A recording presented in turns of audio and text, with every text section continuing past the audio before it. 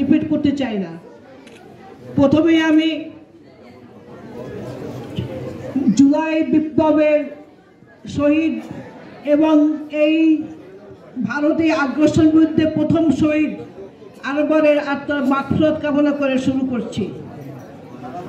কেমন বাংলাদেশ চাই, এটা একটা নতুন ধারণা, প্রান্তিক পর্যায় থেকে মতামত নেওয়াটা। এ কারণে আমি গণসংহতি আন্দোলনের প্রধান সমন্বয়কে আন্তরিক ধন্যবাদ জানাই।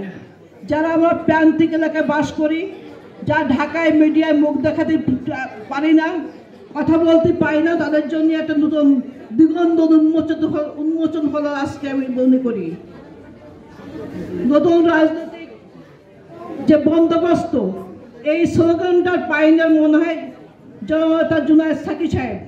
উনি প্রথমে এটা শুরু করেছিলেন, এখন অনেক রাজনীতিতার মুখে এটা শোনা যাচ্ছে।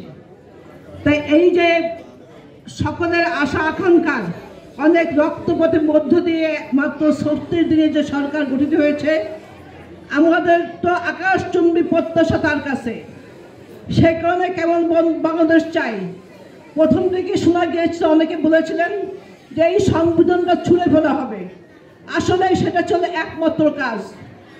এই সংবিধান এই পর্যন্ত বহুবার কাটাছেঁড়া করা হয়েছে, কিন্তু একটা পরিপূর্ণ জায়গায় আসেনি। 72 সালে সংবিধান যখন তৈরি হয়, তখন তার 70 ভাগ ছিল ভারতীয় সংবিধান, 30 ভাগ ছিল শেখ মুজিবের ভাবমূর্তি এবং তাকে অমর করবার একটা অজয় বাসনা তখনকার আমলিগ নেতাদের। তা সেই সংবিধানকে কিছু করবার নতুন করে, সব যে সংবিধান করা হয়েছে একটা গোজামিলি সংবিধান। যে কেউ ইচ্ছে করলে অ্যাবসলিউট মেজরিটি নিয়ে আজকে এটা বাতিল করবে, কালকে সেটা বাতিল করবে। তো সকল যে এই সংবিধান আসলে অচল, এটা সংস্কার করে কোনো লাভ হবে না। আমরা নতুন বাংলাদেশে নতুন সংবিধান চাই, যেখানে সমস্ত জনগণের সাম্য অধিকার সবকিছু থাকবে। কারণ একটা দেশ চলবে সংবিধান দিয়ে, অন্য কোনো কিছু দিয়ে না। সেখানে সবকিছু অধিকার লেখা থাকবে। তো সেটা কাটাছাড়া করার কোনো যুক্তি খুঁজে পাই না। আর এখানে যেটা একটা দেশ দাঁড়ায়, তা অতীত ইতিহাসের ভিত্তি করে বর্তমান ভবিষ্যতে করার পরিকল্পনা।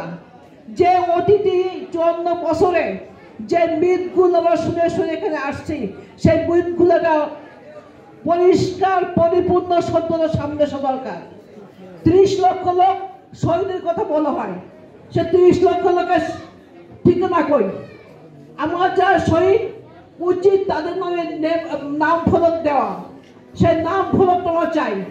সেইগুলোর একটা গণতদন্ত কমিশন তৈরি হোক, যেখানে ডিসি আছে, গ্রাম আছে, ইউনিয়ন আছে, ওয়ার্ড আছে, তার এখনো মাত্র 54 বছর, তাদের খুঁজে পাওয়া যাবে।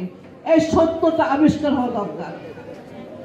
এরপর এই সত্যটা আবিষ্কার করার জন্য আমি জমি দেখাচ্ছি কেমন বাংলাদেশ চাই, সেই মিথ্যার ভিত্তি করে আমি কোনো নতুন বাংলাদেশ চাই না, চলবো না। বিভিন্ন পর্যায়ে আয়না ঘর, গুম ইত্যাদি এখন খুব ধন্যবাদ, সেগুলো তদন্ত হচ্ছে। বিডিআর হত্যাকাণ্ড নিয়ে তদন্ত হচ্ছে, শাপলা চত্বর হত্যাকাণ্ড নিয়ে। কিন্তু এই সাথে আর একটা জিনিস এর চোখের থেকে এড়িয়ে যাচ্ছে, সেটা হলো যে এখানে যে জঙ্গি নাটকটা হয়েছে, শহীদুল হক সাহেবের বইটি আছে, তাকে প্রাইম মিনিস্টার বলতেছে আমার বাড়ির পাশে নাটকটা করলে হতো না 5টা ট্রান্সফার দেওয়ার পরে। তার মানে এটা ছিল নাটক। অন্তত আমি এই নাটকের উন্মোচনের জন্য যারা মারা গেছে জঙ্গি নাম দিয়ে, এদের এই কাহিনীগুলো সত্যটা সামনে আসুক। বাপ জঙ্গি বললে বাপ ছেলের লাশ দিতে পারে নাই, স্ত্রী স্বামীর লাশ নেয়নি। এইটা দয়া করে আপনারা দেখবেন। আর প্রথম কথা যে কথাগুলো হয়ে গেছে, আইটি সেক্টরটা আমাদের এমন হয় সারা পৃথিবীকে ভারতের দখলে আইটি সেক্টরের মাধ্যমে তার রাষ্ট্র ক্ষমতা বলতে চলে যাচ্ছে। এটা দেখবেন, আমি কোনো কিছু আর রিপিট করবো না।